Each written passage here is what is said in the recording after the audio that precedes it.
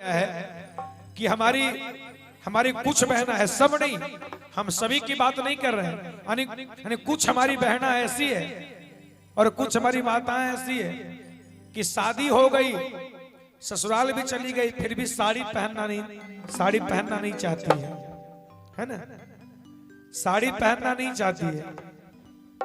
एक लड़की की शादी हो गई, अपने ससुराल गई, वो अपने पति से कहती कि देखिए मैं साड़ी नहीं पहनूंगी। कहा क्यों? कहा इसलिए ये साड़ी मुझसे है ना, ये साड़ी जो है ना सबसे खतरा ये इसका आंचल है, आंचल संभलता ही नहीं है। अब मेहरारू कह तरीके देखी हमरा से साड़ी नहीं खे संभरता, वो कह तरी बड़ा भाव से, और गिरी गिरी और जाहई हो पियावा और माथा वसया चारावा। इसलिए राजू भैया जल्दी ब्याह नहीं कर रहे। देखिए उन्हीं के लिए सुना रहे हैं कि जब शादी हो जाएगी तो अपनी पत्नी आएगी, कहेगी कि साड़ी नहीं समरता है, सूट ला दीजिए, जींस ला दीजिए, है ना, टॉप ला दीजिए, तो हम कहां से लाएंगे? ये सब झमेला में हम पड़ना नहीं चाहते हैं, है ना। और बेहरी बेहरी और गिरी गिरी और जाहई हो पियावा और माथा वसया चारावा। तो राजू भैया कहते बोलो हमको करना क्या है?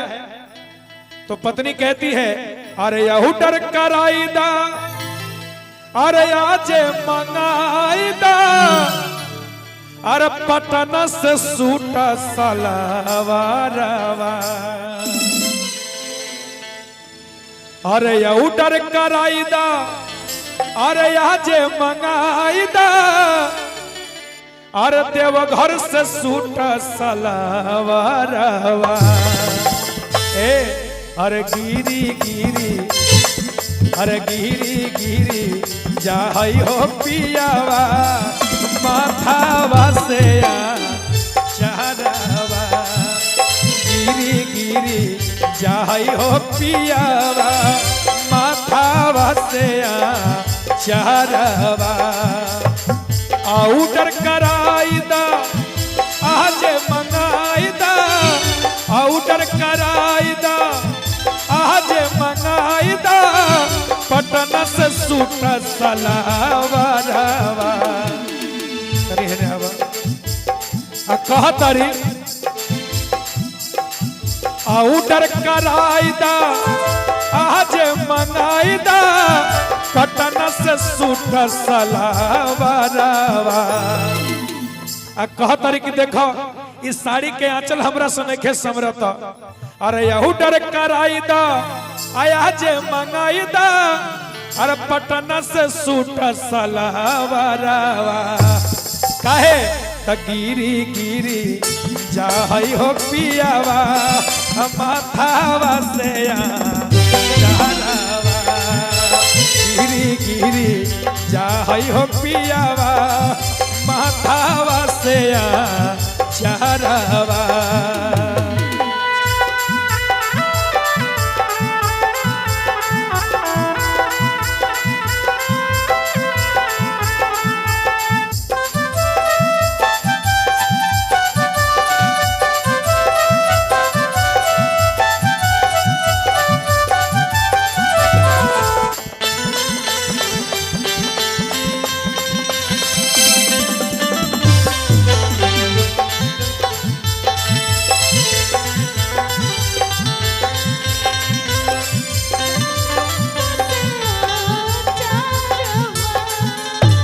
और क्या कहतरी कि देखा नैहर में पेन्हा हलियई सूट हो सजनवा, घूम के सगर हलई छूट सजनवा।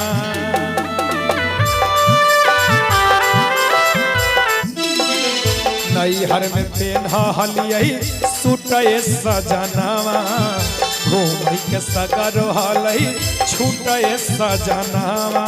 भैया हो कहा तारी कि नैहर में सूट पहनत रहनी है, अरे नैहर में पेन्हा हलियई सूटे सजनवा आ घूमई के सगर हलई छूटे सजनवा। लेकिन जब से मैं आपके घर आई हूं क्या हुआ? अरे लाजे नहीं निकल ही घर से बाहरवा। अरे की बोलते ससुर भाई सुरवा। काहे कि हमरा के साड़ी नहीं के समरता, ऐसे हमरा के लाज लगाता। बड़ा भाव में कह तरीका जिया बबुआ जय हो कह तारी। देखिए 100 रुपया बबुआ की तरफ से यही बात पर। अरे लाजे नहीं निकाल ही घर से बाहर हवा की बोलते ससुर भाई सुरवा। अरे गिरी गिरी अरे गिरी गिरी जा हो पियावा माथावा से चारवा।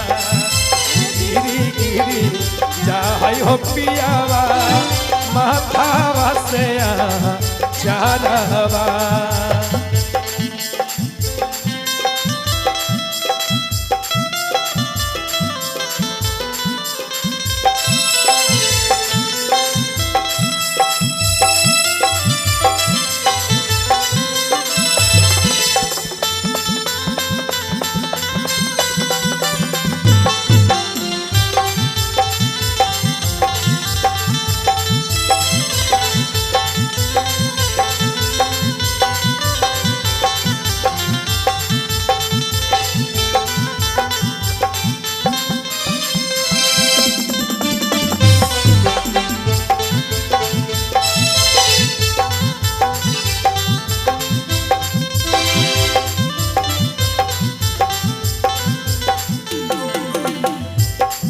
पत्नी कह तरी के देखो इतने ना बड़ा लफड़ा होता हमरा के। सड़िया पेन्हई में पिया हो बहई झमेला।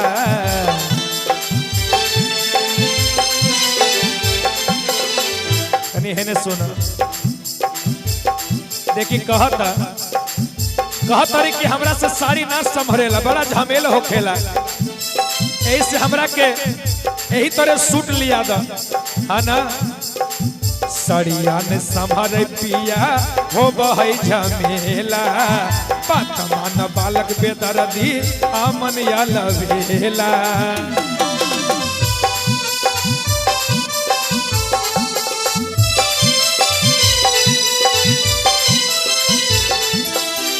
सड़िया ने संभर पिया हो बहई झमेला। पतमान बालक बेदर्दी आमन या लवेला। कह तरी कि यदि ना मनब कहेलिया लका ले नहीं तो हालका में। अरे हो जैतो कोनो दिन झगड़वा।